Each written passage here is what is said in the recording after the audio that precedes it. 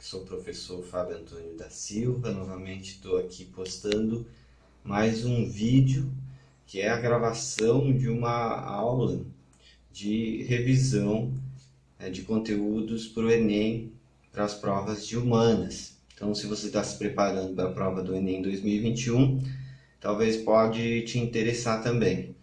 Essa é a segunda parte. Se você não viu a primeira, eu aconselho que veja a primeira. Infelizmente eu não gravei as primeiras aulas, por isso a minha análise começa na Renascença. Eu faço um breve resgate da antiga e medieval na aula no vídeo anterior, mas no detalhe mesmo eu começo a falar mais a partir da modernidade. De toda forma, acredito que para quem está estudando para o Enem vai ajudar a resolver as questões. Mais adiante eu vou postar uma revisão das questões dos anos anteriores, das edições anteriores, as questões de humanas, fazer uma leitura e uma análise delas. Se vocês se interessarem, é só acompanhar que eu vou postar na sequência. Um abraço, bons estudos e boa sorte. Então, do ponto de vista da teoria do conhecimento, o século XVIII é marcado por essa disputa central, principalmente assim, pensando nos temas que costumam cair no Enem, né? Mas um outro tema que cai muito desse período histórico é o aspecto político que se relaciona com o aspecto filosófico, né? O século XVIII, então, é marcado por esse movimento conhecido como Iluminismo, que, de certa forma, é um movimento que compreende toda a Europa. É claro que em alguns países onde esse movimento intelectual vai ter um alcance maior e outros que, até devido ao poder político da Igreja, que se via, de certa forma, que se via atacada, né, por esses ideais iluministas, via suas bases dogmáticos, dos dogmas religiosos e doutrinários abalados, acabava restringindo o poder e a expansão dessas ideias. Um exemplo é Portugal, né, onde você tinha a Igreja Católica muito próxima do rei e onde o iluminismo de fato tardou a chegar, né, enquanto doutrina filosófica, etc. Aqui, nesse quadro, a gente vê alguns dos principais nomes desse movimento. Não são a totalidade, a gente poderia colocar muitos mais, né? Alguns eu já citei e não estão aqui, e tem alguns que eu não tinha citado e que aparecem aqui. Na França, os mais conhecidos são o Voltaire. Antes dele, quem tinha bebido muito da filosofia do John Locke era o Barão de Montesquieu, que aqui está com o nome de batismo dele, Charles-Louis de Secondon, que ficou conhecido como Barão de Montesquieu, né? Se tornou barão e daí, como era de costume, o sobrenome, na verdade, era o nome da propriedade ou da região da qual ele tinha se tornado barão. E esse barão francês, ele nasce ali no finalzinho do 17, vai ser atuante até vai morrer na metade aí do século 18 e vai influenciar os pensadores seguintes, como Voltaire, o Rousseau e o Diderot. E também o D'Alembert e todos os demais franceses, né? Vai ser uma voz muito ouvida, né? Ele vai ser um nobre que vai ser criado ou educado pela Igreja, né, dentro de instituições de ensino religiosas, e que, no entanto, como vai beber muito da fonte do empirismo inglês, do John Locke, vai ficar muito impressionado com a física newtoniana, vai tentar aplicar nas ciências, o que hoje a gente chama, né, de ciências humanas, ou seja, no estudo das leis, no estudo dos costumes, vai tentar aplicar a lógica dessa ciência desenvolvida pelos ingleses. Então, Montesquieu aqui vai escrever, por exemplo, no Espírito das Leis, a tentativa de uma descrição científica de como as leis funcionam. E aí a palavra espírito pode nos confundir, né? Hoje em dia, porque daí a gente pensa em espiritismo, em religiosidade, em alguma religião, coisas. Mas o espírito no século XVIII, para eles, a gente poderia traduzir talvez como a razão, né? Então, em vez de entender o espírito das leis como essa áurea mística das leis, o que o livro pretende descrever é a razão das leis, né? Uma descrição racional, científica, do que seriam as leis. Para isso, ele faz uma comparação entre diversos costumes, de como ele acredita que os climas influenciam nos hábitos, tenta fazer algumas descrições científicas a partir desse olhar do final do 17, da ciência desenvolvida na Inglaterra por esses empiristas. E essa visão misturada com o cartesianismo, né, com Descartes, cartesianismo não, falando de espiritismo, lembrei do Allan Kardec, né?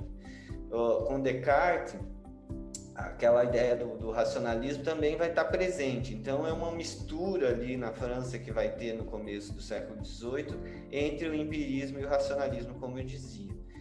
Na Inglaterra, vai ser lançado um dicionário de ciência e artes que o Diderot vai, como tradutor do inglês, que também lia autores como John Locke e tal, vai ser incumbido de traduzir para o francês. Mas, ao invés de traduzir, ele se junta com o Jean d'Alembert e resolve fazer uma nova obra, que vai ficar muito mais famosa do que aquela que ele ia traduzir. Então, eles fazem uma obra original, que não é mais chamada de dicionário, mas é o que a gente conhece como uma enciclopédia, né? Então, eles se propõem a fazer uma obra que sintetize todo o conhecimento humano produzido até o começo, até aquele momento do século XVIII, né? Então, várias edições da enciclopédia são produzidas, e aí como é muito material, muitos assuntos, é uma espécie de dicionário, é como uma enciclopédia mesmo, né? O conceito de enciclopédia nasce daí, né? Que nós temos hoje, né? São vários verbetes que tentam dar conta. Hoje, talvez seria a Wikipédia uma tentativa 2.0 do que fizeram esses autores iluministas.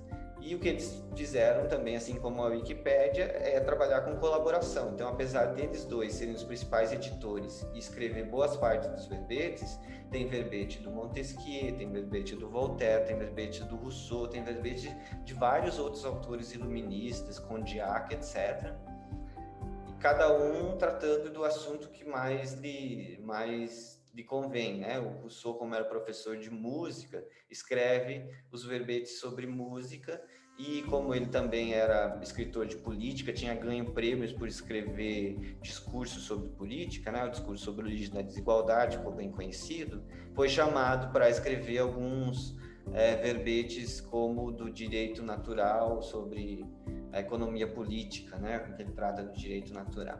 O Voltaire também tem alguns verbetes. Então, esse caldo intelectual criado desde lá da Inglaterra, do 17, misturado com o racionalismo continental, francês, alemão, ali no 18, vai gerando isso que a gente conhece como pensamento iluminista.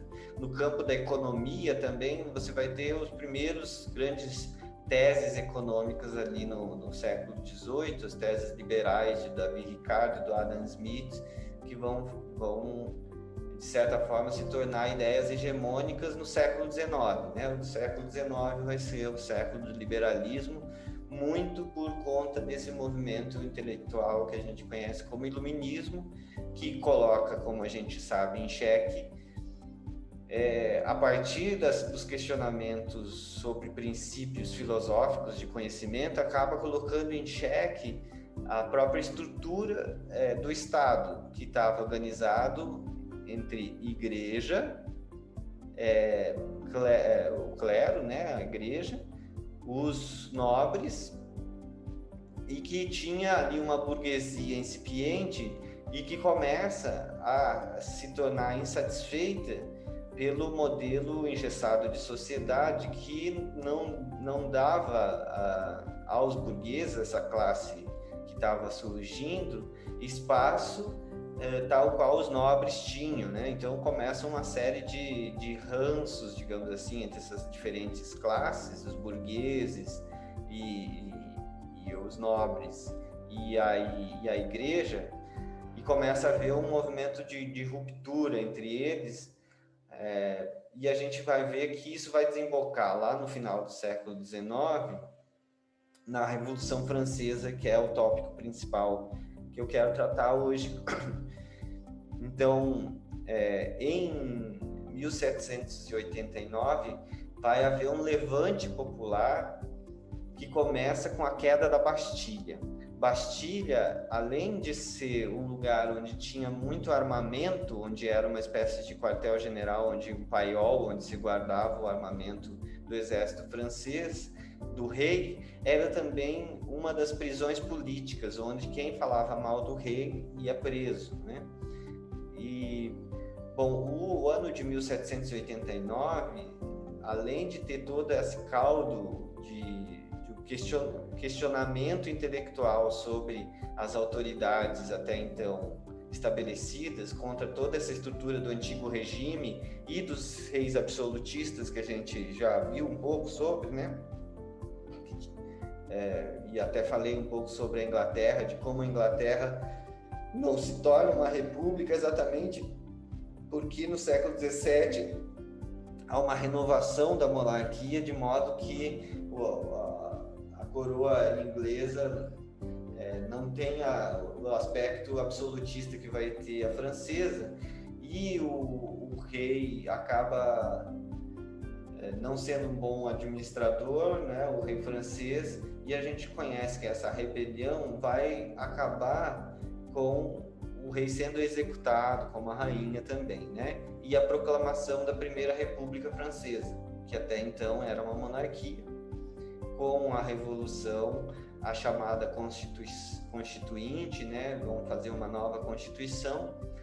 Então, uma curiosidade é que, a princípio, a ideia da monarquia, da República, perdão, não era a ideia desses revolucionários, desses deputados, mas eles acabam cedendo à versão mais radical dos revolucionários, os jacobinos, que vão ver no rei ou na figura da família real sempre uma ameaça à revolução, a todas as conquistas igualitárias da Revolução Francesa.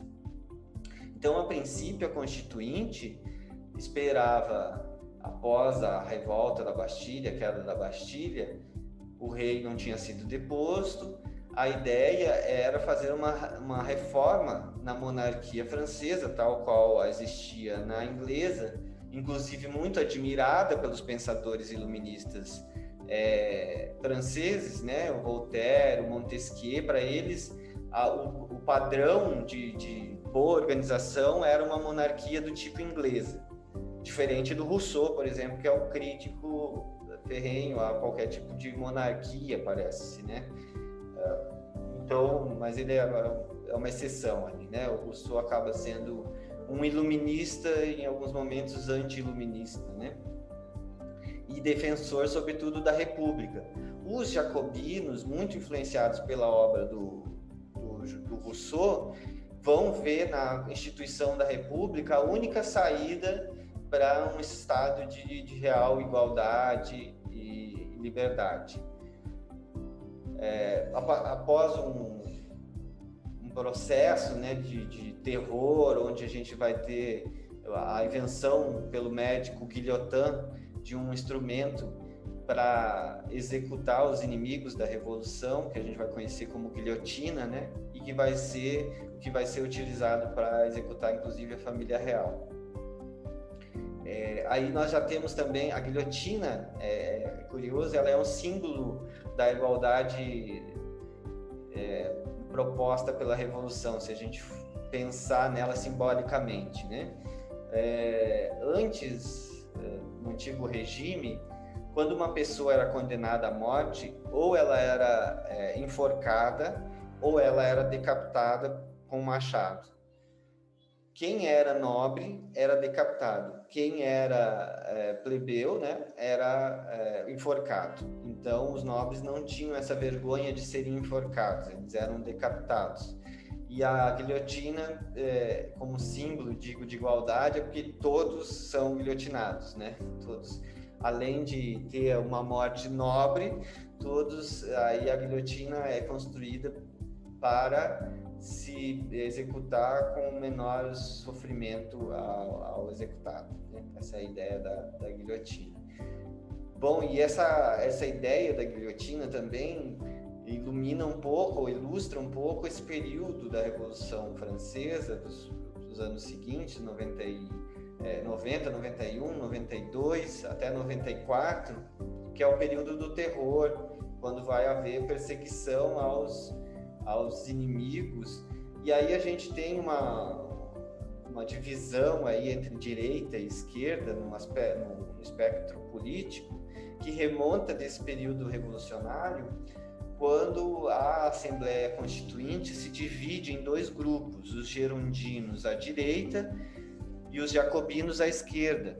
À esquerda, os jacobinos defendiam uma radicalização da Revolução, a implantação da República, e eram liderados pelo Robespierre. À direita, os jacobinos, ou melhor, os girondinos, liderados pelo Danton, tinham uma visão que a gente chamaria hoje em dia mais moderada, né? Propondo uma reforma da monarquia e umas propostas mais liberais, propriamente dita, do que muitas das propostas radicais, e daí por isso de esquerdas, de tentativa de ampliação dos direitos, das ideias republicanas mesmo, né? Dos direitos comuns e do bem público acima dos bens particulares, etc. Né? A partir dessa divisão que se estabeleceu no parlamento francês, criou-se no imaginário ocidental essa divisão ideológica entre uma política mais à esquerda e mais à direita. Então, uma política mais conservadora é sempre colocada mais à direita, pretendia, nesse caso, conservar a monarquia. E uma política mais radical, que luta por direitos de igualdade mais radicais, né? Uma igualdade radical mesmo na sociedade, sempre colocada mais à esquerda, desde então, a partir dessa visão, desse conflito ideológico entre jacobinos e girondinos na França. É claro que essa definição de direita e esquerda, ela vai se ressignificando dependendo do contexto histórico e geográfico que vai ser aplicado, né?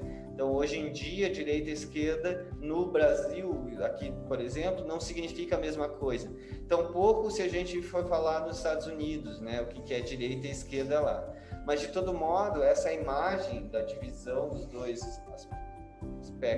lados do aspecto político tem essa origem, assim, de repente pode até ajudar depois a pensar como vai se atualizando essa divisão, né? No século XIX você vai ter os comunistas como...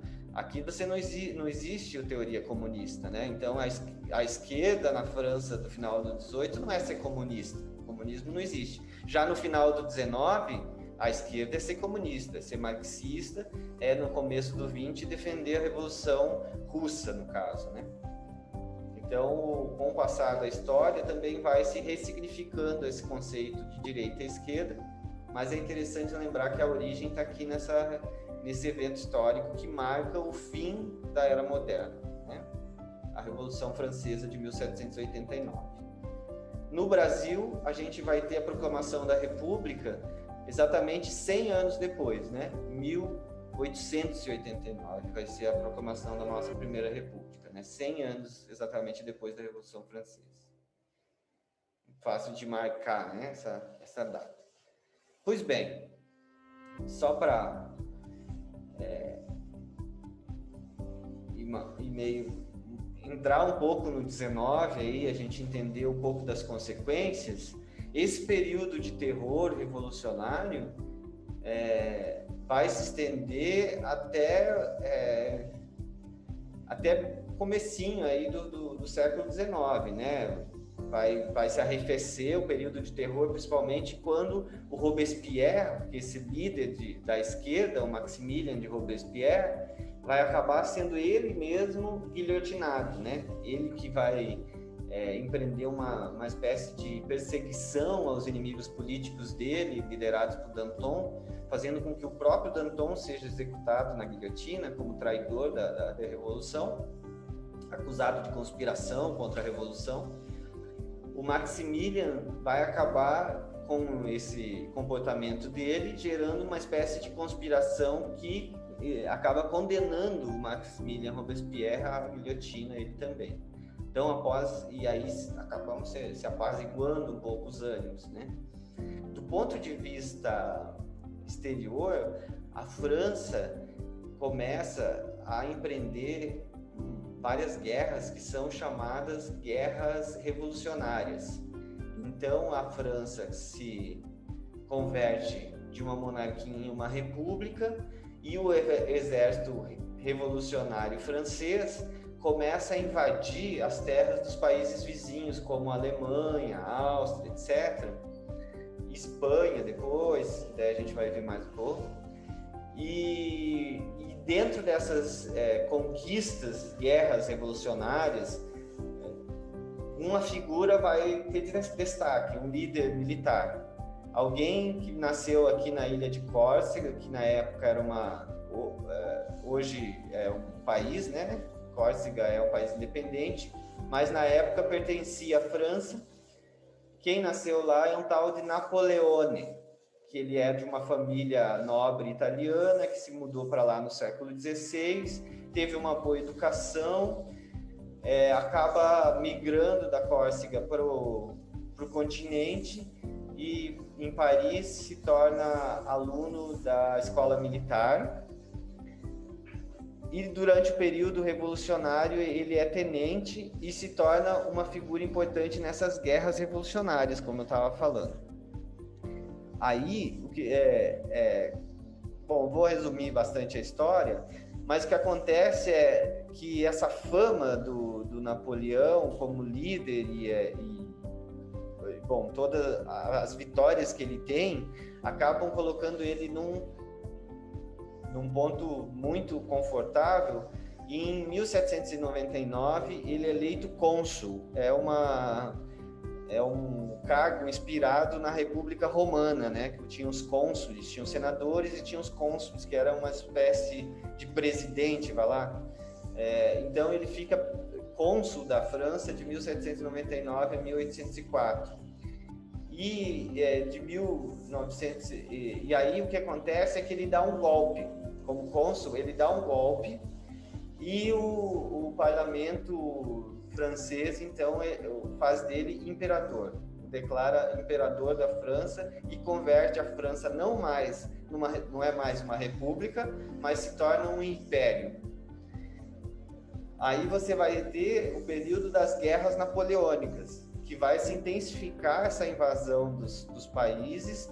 E o que o Napoleão vai fazer? Vai invadindo pedaços da Itália, a Alemanha toda já é anexada, e vai colocando no lugar das lideranças da nobreza que existia, seus amigos e parentes como governantes desses lugares. Eu não vou entrar muito no mérito aqui das questões de Napoleão, mas eu acho que é o suficiente aqui para essa revisão, para pensar as questões do Enem. E aqui, aí a gente teria que fazer aquele passinho atrás e entender como é determinante para a história do Brasil essa parte da história europeia. Porque é no período napoleônico e das guerras napoleônicas que as coroas da Espanha e de Portugal vão se sentir ameaçadas. O Napoleão, vai estar sempre em guerra contra a Inglaterra e seus aliados. Então tem a França e seus aliados, alguns das partes anexadas da Itália aqui, até da Suíça, todo o território alemão praticamente, e a Inglaterra vai ter os seus aliados que atacam, que vão manter essas guerras contra o regime napoleônico. Aqui você tem a Espanha e Portugal aliados da Inglaterra também. O Napoleão vai proibir as outras nações de fazer comércio com a Inglaterra. Isso porque no combate direto a França ainda não tinha um poder naval suficiente para conseguir vencer a Inglaterra, dominar, conquistar a Inglaterra aqui pelo Canal da Mancha. Então uma das táticas napoleônicas foi enfraquecer economicamente o Reino Unido, e para isso ele proibiu então essas nações de comercializar com a Inglaterra. Portugal tinha uma ligação muito estreita com a Inglaterra. A Espanha foi dominada em 1808. O exército francês, com a não obediência dos portugueses em cortar relações comerciais com a Inglaterra, vai invadir Lisboa. E nesse momento, a coroa portuguesa vai se mudar para o Brasil. Então eles vão fugir basicamente do Napoleão e vão trazer toda a coroa portuguesa aqui para o Brasil. Então em 1808, aí comecinho do século XIX, a gente vai ter um acontecimento que faz o Brasil se tornar uma colônia única no mundo, porque a partir de então, nos primeiros anos do século XIX, o Brasil se torna a capital do Império. A capital do Império que compreende Algarves, Portugal, é claro, e o Brasil. Então, ao invés da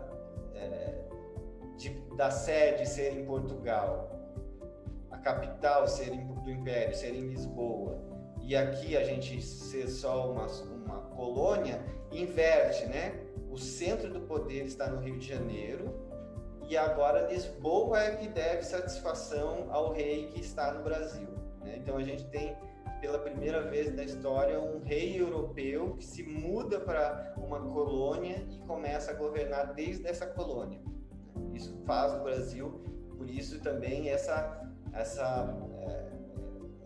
país único aqui na América Latina, né? Que conseguiu manter unidade. Tudo isso explica um pouco isso, né? A capacidade do Brasil de manter a unidade frente às revoltas do 18 e 19, que fizeram, por exemplo, os países latino-americanos vizinhos nossos serem todos fragmentados em pequenos países, apesar de ter originalmente uma mesma unidade linguística, o espanhol, e uma unidade política que seria a coroa espanhola, assim como foi a unidade política portuguesa aqui no Brasil. Mas esse é um fato que faz com que o Brasil seja muito diferente nesse aspecto, né? Nós temos um período da história em que nós fomos a capital de uma potência europeia. Na sequência, eu acho que daí a gente tem que dar esse passo para trás aqui até o século XVI e entender um pouco dessa história do Brasil, pelo menos até aqui metade do século XIX, para daí a gente continuar na história geral e também entender como é que surge a sociologia aqui nesse século, como essa disciplina independente, seus principais expoentes, pensadores, né? Sobretudo os três porquinhos das ciências sociais, né? O Weber, o Durkheim e o Marx, né? Os três que a gente tem que prestar mais atenção, porque normalmente são os mais que aparecem, né, na prova do Enem. Então, na continuidade, a gente vai ver essa história do Brasil, grosso modo, trazer algumas questões, daí a gente vai estudar um pouco de questões também do Enem, Brasil, história do Brasil, e esse século XIX, o surgimento da sociologia aí nas humanidades é uma coisa bem interessante.